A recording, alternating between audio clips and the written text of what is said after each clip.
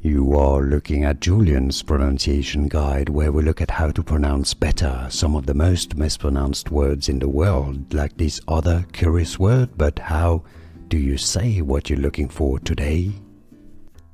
How do you pronounce this word in French? This is a word from French that means both freedom and also liberty.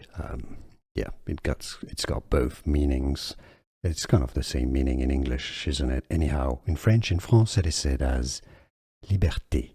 Liberté. There's no stress on any particular syllable in French. Liberté. You can say, if you're going to pronounce the French R, liberté, liberté, liberté or liberté.